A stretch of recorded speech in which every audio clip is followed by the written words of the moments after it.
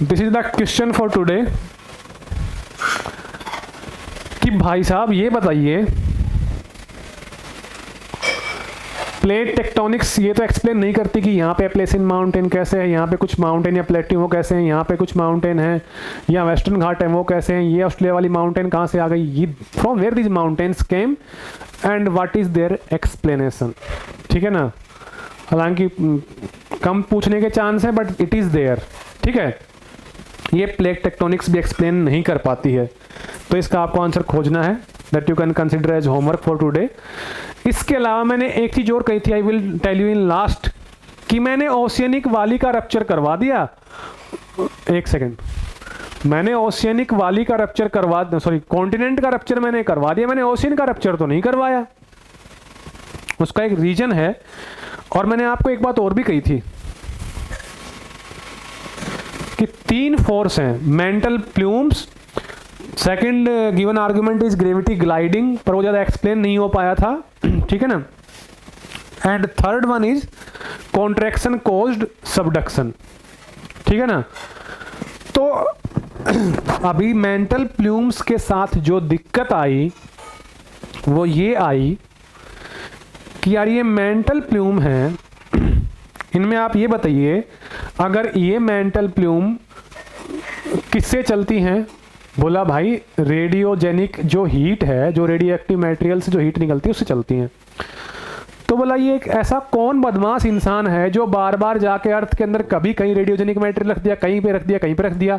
ये अफ्रीका पहले सारा साथ था, अब अचानक से भगवान ने रेडियोजेनिक मटेरियल रख दिया और ये बीच से फटना शुरू हो गया। ये कौन सा तरीका है? तो बोला कि यार ये जो ठीक है मेंटल प्लूम्स होती हैं, ये प्रूवन है, बिकॉज वरना हॉटस्पॉट नहीं बनते, तो ये बात समझ में आती है। पर ये ऐसा कौन कलाकारी कर रहा है कि ये radiogenic material time to time change होता रहता है, कभी कहीं पे ज्यादा है, कभी कहीं पे ज्यादा है, ऐसे क्या जादू हो रखा है? तो फिर एक थ्योरी आई, मतलब थ्योरी क्या, एक फर्दर इंप्रूवमेंट आया, एंड दैट इंप्रूवमेंट की जो ड्राइविंग फोर्स है प्लेट टेक्टोनिक्स के लिए, उसके अंदर ग्रेविटी भी अपना रोल प्ले करती है, और उसके अंदर मेन रोल प्ले करता है कॉन्ट्रैक्शन कोज्ड सबडक्शन।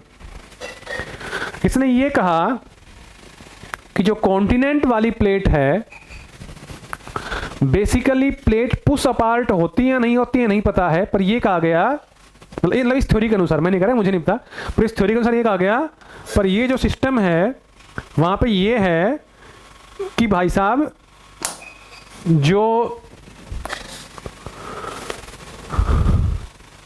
जब नया कॉन्टिनेंट का क्रस्ट बनता है, अब वो 0 डिग्री पे आ गया ठंडा होने के बाद, 0 डिग्री पानी का टेम्परेचर है।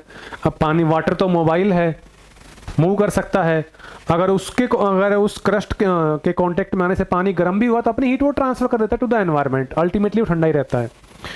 अब ये जो ठंडा पानी है ये उस प्लेट का टेम्परेचर भी ठंडा रखता है, और स्लो स्लो उसके अंदर, सॉलिड के अंदर ही कॉन्ट्रैक्शन बहुत स्लो स्लो स्पीड पे होता रहता है, एंड अल्टीमेटली ये टाइम कम्स, कौन सा टाइम, जब ओशियनिक प्लेट ओल्ड इनफ हो जाए।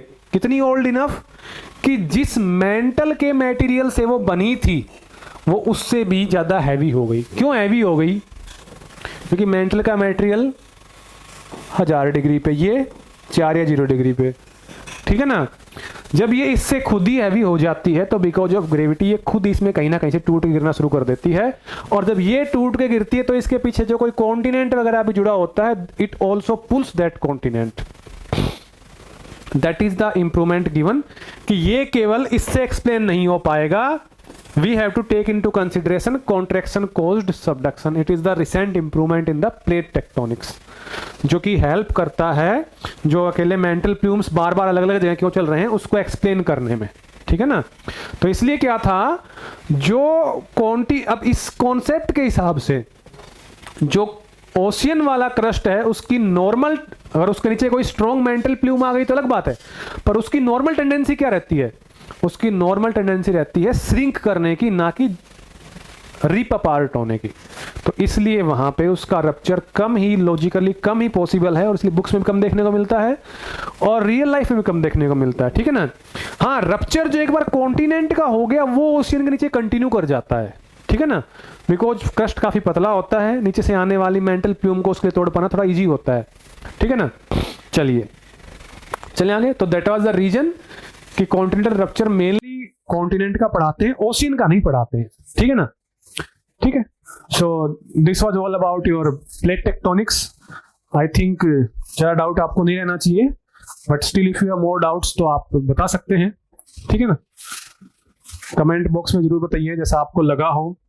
If you want me to teach slow और फास्ट, इंक्रीज और डिक्रीज स्पीड और वॉल्यूम, और it will all depend on your feedback, so please give all your feedbacks, ठीक है ना, we take them very seriously।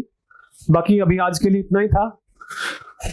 Plate tectonics explains one more important thing, mountain building भी हो गया, earthquakes, जहां पे भी डाइवर्जेंट बाउंड्री होती है, डाइवर्जेंस स्लो करके हो जाता है, मतलब स्लो करके मतलब it sex the earth, but इतना भी सेक नहीं करता, कोई तो दिक्कत हो। पर जहां पे कन्वर्जेंट बाउंड्री होती है तो वहां पे प्लेट पहले आपस में लॉक रहती है लंबे टाइम तक, ठीक है ना, बिकॉज सॉलिड है, अंदर भी कोई खाली स्पेस नहीं पड़ा है मेंटल के अंदर कि आप जाइए और घुस जाइए।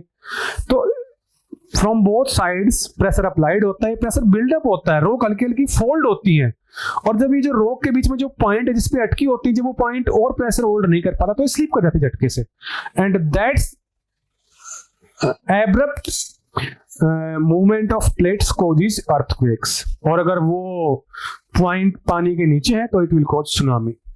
तो it also explains the earthquake and tsunami, जो कि टेक्टोनिक ओरिजिन के हैं। Tsunami can also be caused by, उसका अलग चैप्टर है, अलग चैप्टर तो क्या टॉपिक है। अर्थक्वेक और सुनामी के अपने अलग अलग रीजन भी हो सकते हैं, बट द मेजोरिटी जो अर्थक्वेक है बड़े बड़े जैसे जापान में आते हैं, फिलीपींस में आ गया, जो कि प्लेट्स के कारण आते हैं, उसको एक्सप्लेन कर देता है, जो कि टेक्टोनिक या जियोमॉर्फोलॉजिकल ओरिजिन के होते हैं।